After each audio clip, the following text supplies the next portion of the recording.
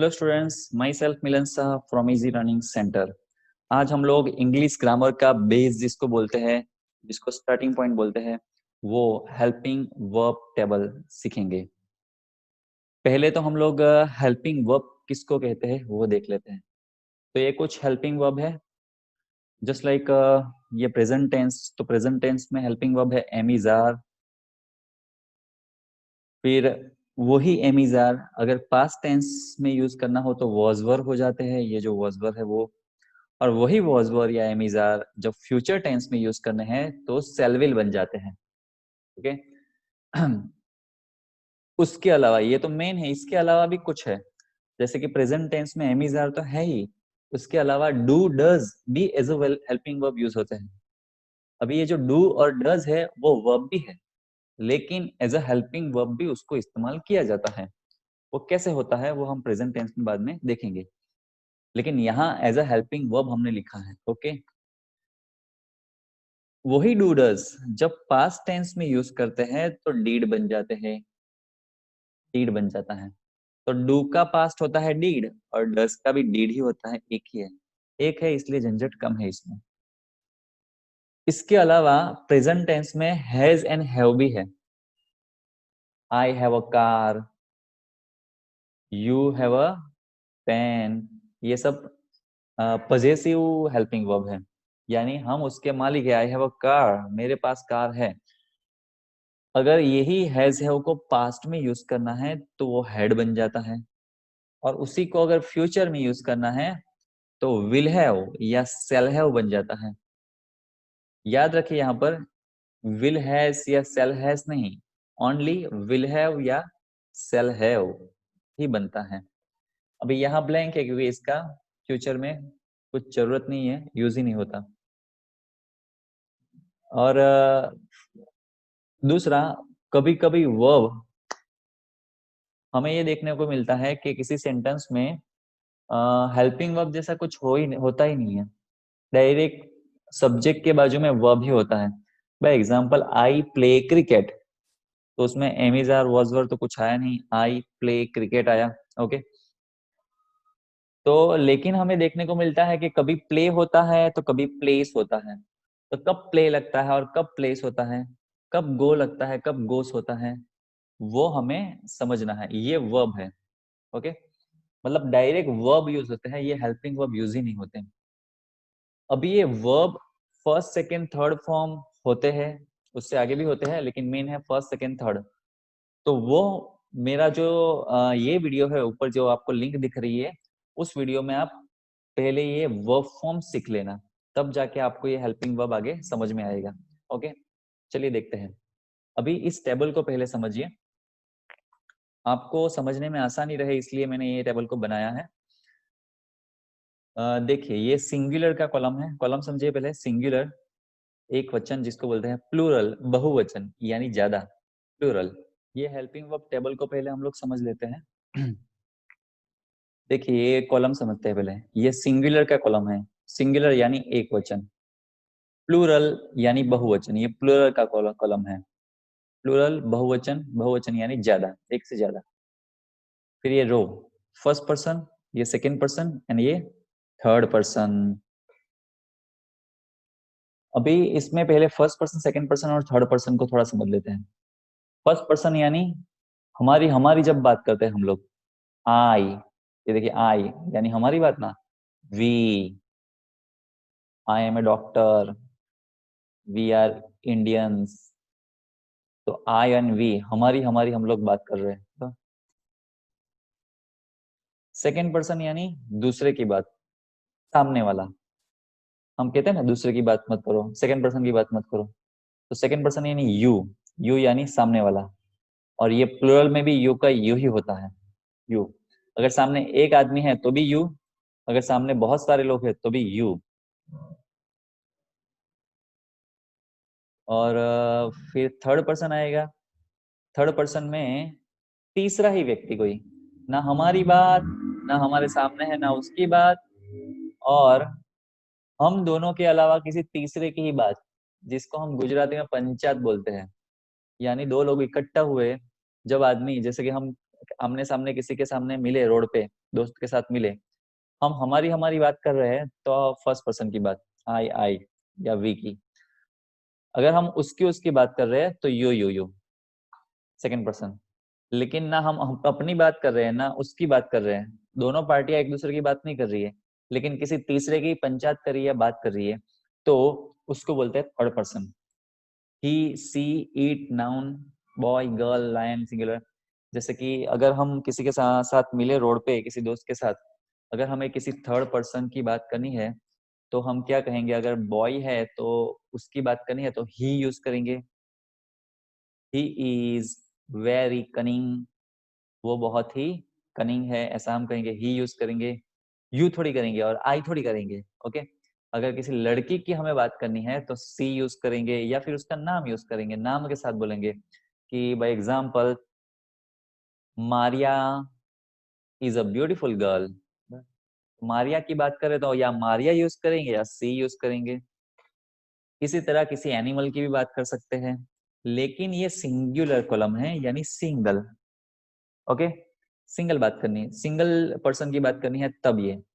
अगर ज्यादा लोगों की बात करनी है हमें तो ही की जगह दे हो जाएगा, ही सीट की जगह।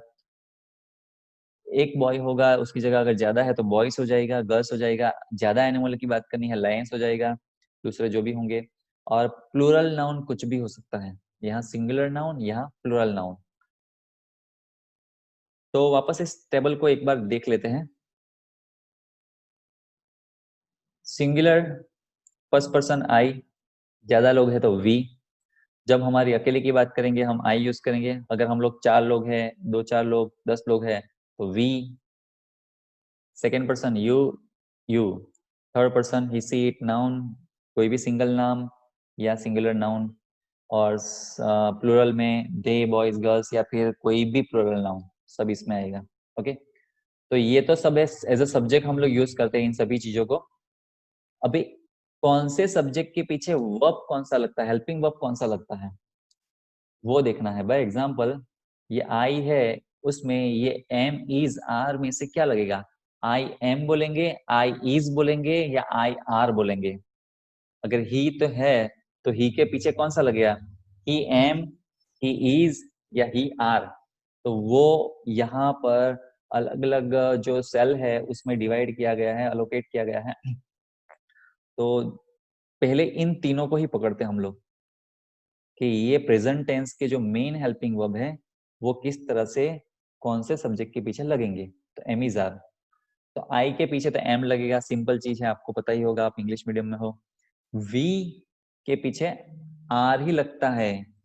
वी एम सुना कभी? We is, we are, you are, you are. He she it होगा या ही लेते हैं पहले। ही इज, ही एम सुना कभी? ही इज ही होता है तो इज ही लगता है खाली। They are, they am, they is कभी नहीं सुना, दे आर लगता है क्योंकि। दूसरा एक चीज ध्यान रखे, ये तीनों में से कोई एक ही लगता है। जब मैं कॉलेज में पढ़ाता था तो एक स्टूडेंट ने लिखा था कि पेपर में लिखा था कि I am is are a boy, तीनों तीन लगा दिया था। तो ऐसा नहीं कि तीनों तीन लगेगा या दो भी नहीं लगेगा, एम लगा तो अभी कुछ और नहीं लगने वाला इसमें, कोई एक ही हेल्पिंग वर्ब सब्जेक्ट के पीछे आएगा। ओके। तो ये तो बहुत ही इजी थे। अभी दूसरा देखते हैं। एम इज आर पास्ट हो जाते हैं वॉज और वर, दो कन्वर्ट हो जाते हैं। तो कब वॉज आएगा, कब वर आएगा?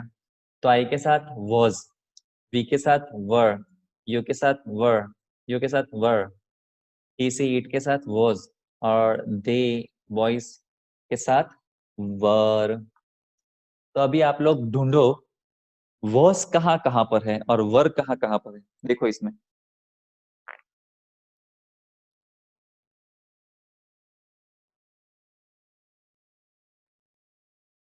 देखा, देखिए अभी मैं आपको एक टेक्निक देता हूँ। आप देखो, जहां जहां आर यूज किया था ना प्रेजेंट टेंस में हमने, जहां जहां आर यूज किया था वहां वहां आपको वर दिखेगा। देख लीजिए।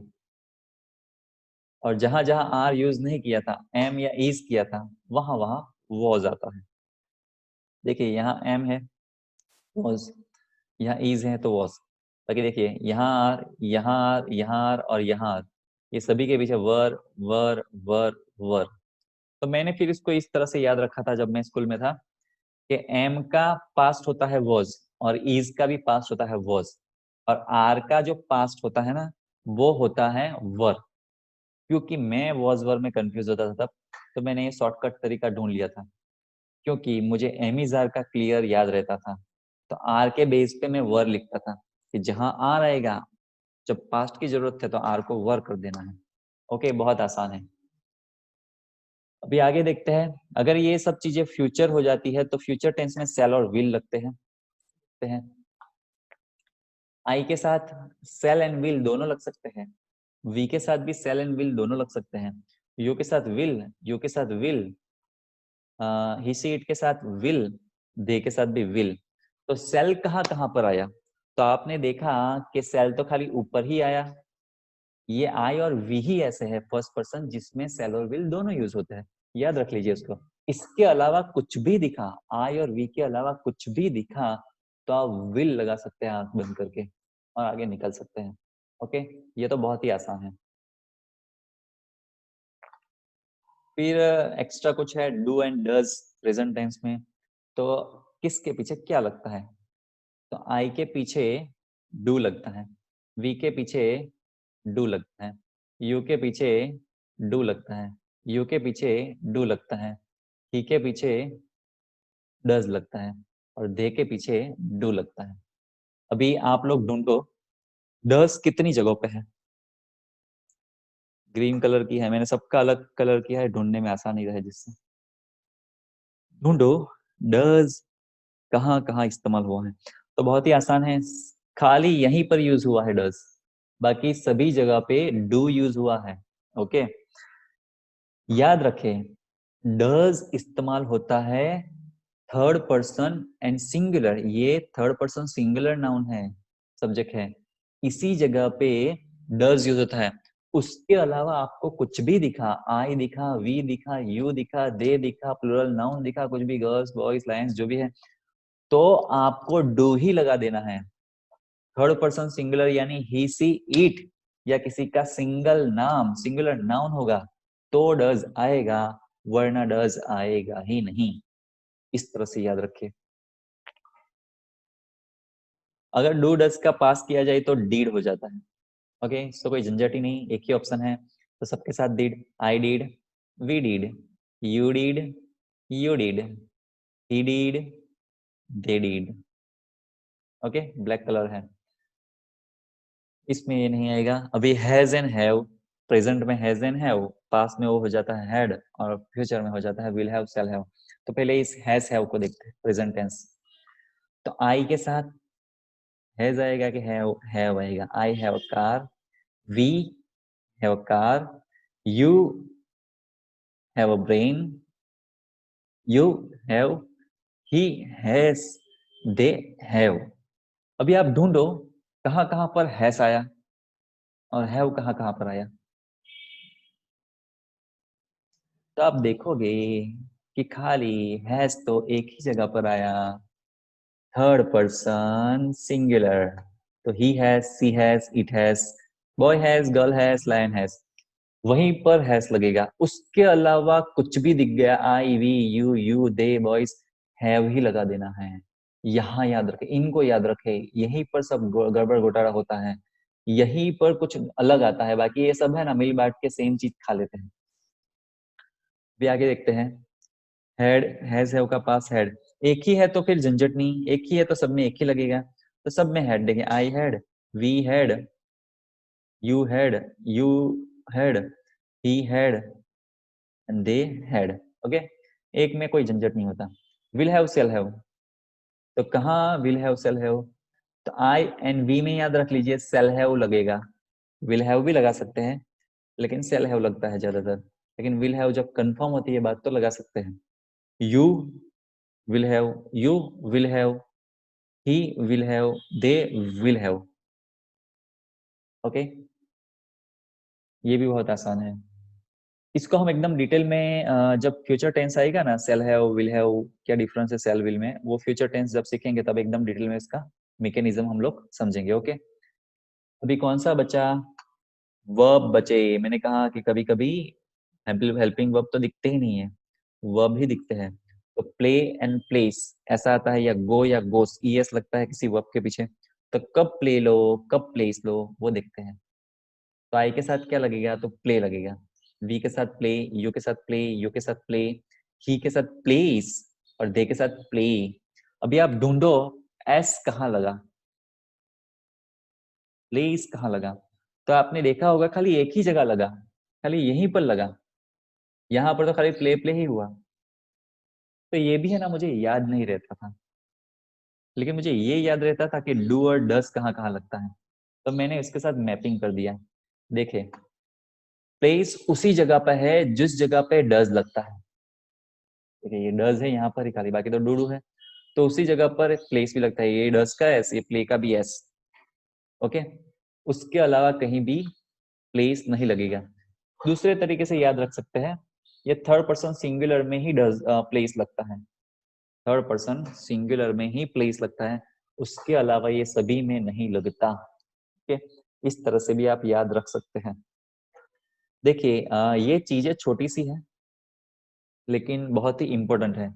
अगर आपने गलत लगाई तो आपकी इज्जत जाएगी। ऊपर से आप लोग अगर इंग्लिश मीडियम में है तो इज्जत ज्यादा जाएगी, क्योंकि ये बेसिक चीजों में तो गड़बड़ होनी ही नहीं चाहिए। अगर कोई डिफिकल्ट चीज है, डायरेक्ट इनडायरेक्ट में आपने गलती कर दी तो इट्स ओके, चल जाता है। लेकिन ये बेसिक चीजें में अगर आपने गलती की तो फिर ऐसा लगेगा कि इंग्लिश मीडियम में पढ़े या इतना पढ़े फिर भी ये बेसिक चीजें नहीं आ रही। कोई आई एम की जगह आई इज लगा दे तो कैसा लगेगा, क्या इमेज पड़ेगी। सो इसको सीख लेना जरूरी है। दूसरी बात समझिए, पूरी चीज टेक्निकल है, इसको रट्टा मारने से काम नहीं लगेगा। तो जिस तरह से मैंने अलग अलग चीजें अपने अपने हिसाब से मैंने याद रखी, मेरे दिमाग के हिसाब से जब मैं स्कूल में था, उसी हिसाब से आप अपना तरीका ढूंढ लो कि कौन सी चीज आपको किस तरह से याद रहेगी। कुछ टेक्निक ढूंढ लो, उस टेक्निक के बेस पे शुरू शुरू में याद रखो, धीरे धीरे आपको एकदम परफेक्टली आपके दिमाग में बैठ जाएगा, फिर आप भूलोगे ही नहीं। तो फिर टेक्निक की जरूरत नहीं है, लेकिन इनिशियल लेवल पे टेक्निक से आपको मैपिंग करना पड़ता है, एसोसिएट करना पड़ता है, तब जाके ये सब चीजें क्लियर कट याद रहेगी। ओके, दूसरी एक बात कि हेल्पिंग वर्ब एक्चुअली चीज क्या है। तो जैसा इसका नाम है वैसा ही वो है। ये देखिए क्या लिखा है, हेल्प, यानी हेल्प करना। तो ये जो सब हेल्पिंग वर्ब है ना, ये हेल्पिंग वर्ब वो स्टेटमेंट फॉर्मेशन में हेल्प करते हैं, उसका अपना कोई मीनिंग नहीं है। बाय एग्जांपल समझिए कि अगर मैं यहाँ एक स्टेटमेंट लगता हूँ कि ही इज अ टीचर, तो यहाँ पर ये इज है ना, वो खाली ये स्टेटमेंट बनाने में हेल्प करता है। अगर उसको निकाल दिया जाए तो कैसा बनेगा, ही अ टीचर, कैसा लगेगा, जैसे बिना पूंछ का बंदर हो ना, ऐसा स्टेटमेंट बनेगा। इसलिए ये खाली हेल्प करेगा, इनका अपना कोई मीनिंग नहीं है। ये सेल है, ये विल है, ये वर है, वॉज है, इज है, एम है, उसका अपना मीनिंग कुछ भी नहीं है। खाली वो स्टेटमेंट फॉर्मेशन में हेल्प करता है, इसलिए उसको हेल्प करने वाले वर्ब ऐसा कहा जाता है। दूसरा, भले इसका मीनिंग नहीं है लेकिन हम लोगों ने इसका मीनिंग निकाल दिया है। For example, he is a teacher, तो वो टीचर है। अगर इसका हिंदी करेंगे तो वो टीचर है। तो हम लोगों ने क्या निकाला, वो यानी ही, टीचर यानी शिक्षक, वो शिक्षक है, और है यानी is. I am a boy, मैं लड़का हूँ। एम का मतलब हमने हूँ निकाल दिया, मतलब हम लोगों ने निकाला है लेकिन एक्चुअली उसका कोई मीनिंग नहीं निकलता। ओके, तो बहुत ही इजी है। हो सकता है एक बार में ये समझ में ना आए क्योंकि टेक्निकल बहुत ही है, तो वापस आप एक ये वीडियो को 2 3 4 बार देख लीजिए, तब तक देखे जब तक आपको ये क्लियरली याद ना रह जाए। दूसरा, जैसे ही आपको याद रह जाए, ये टेबल को आप अपने हिसाब से लिखने की ट्राई करें। क्या करें, आप एज अ क्वेश्चन ये सभी चीजें लिख दीजिए। ये टेबल को पहले से ही इतना तो आप पहले से लिख दीजिए एज अ क्वेश्चन। बस इसके बेस पे आपको अभी खुद टेबल बनाना है, क्या आई के साथ क्या लगेगा, वी के साथ क्या लगेगा, यू के साथ क्या लगेगा, और ऐसा अपने सेल्फ चेकिंग करें कि मुझे पूरा टेबल परफेक्टली याद रहा कि नहीं, मुझे याद रहा कि नहीं, किसके साथ क्या लगता है, दे के साथ हैज लगता है कि हैव लगता है। और ऐसा आपको 4-5 बार करना पड़ेगा, कुछ दिनों तक करना पड़ेगा, हर रोज एक बार के हिसाब से, तब जाके एकदम परफेक्टली आ जाएगा। और याद रखे कि अगर आपने हेल्पिंग वर्ब टेबल नहीं सीखा तो पीछे आपको क्या नहीं आएगा, एक तो आपको टेंसेस कोई भी नहीं आएगा, दूसरा एक्टिव पैसिव नहीं आएगा, तीसरा मॉडल ऑक्सिलरीज नहीं आने वाला, डायरेक्ट इनडायरेक्ट स्पीच नहीं आएगा। उसके अलावा इंग्लिश में जितने भी स्टेटमेंट होते हैं, यानी आप साइंस या एसएस में भी इंग्लिश पढ़ते हो, क्योंकि सब इंग्लिश में है, अगर इंग्लिश मीडियम में हो तो लाइन के जो मीनिंग समझ में आने चाहिए ना, वो नहीं आएंगे। क्यों? क्योंकि अगर किसी को नहीं पता कि विल सेल फ्यूचर में यूज होता है, तो विल सेल स्टेटमेंट में आएगा, उसको पता ही नहीं चलेगा ये स्टेटमेंट फ्यूचर की बात है। Just like we will attack on China, ऐसा लिखा है, तो we will attack on China, it means भविष्य में हम अटैक करेंगे, अभी नहीं, अभी करने नहीं वाले, अगर उसको विल का मीनिंग नहीं पता है तो। Okay, so tenses, modals, active passive, direct indirect नहीं आएगा, इंग्लिश पढ़ना नहीं आएगा, इंग्लिश कोई बोलेगा तो उसका मीनिंग अपनी लैंग्वेज में हमें समझ में नहीं आएगा, मतलब टोटल इंग्लिश में प्रॉब्लम हो जाएगा 99%। इसलिए इसको सीखना बहुत ही जरूरी है। वापस मैं कहता हूँ, डायरेक्ट इनडायरेक्ट एक बार नहीं आएगा तो ज्यादा प्रॉब्लम नहीं होगी, लेकिन ये नहीं आएगा, 99 चीजें इंग्लिश में नहीं आएगी। ओके, ठीक है, तो फिर मिलेंगे नए वीडियो के साथ, तब तक के लिए चाय पी के सो जाइए।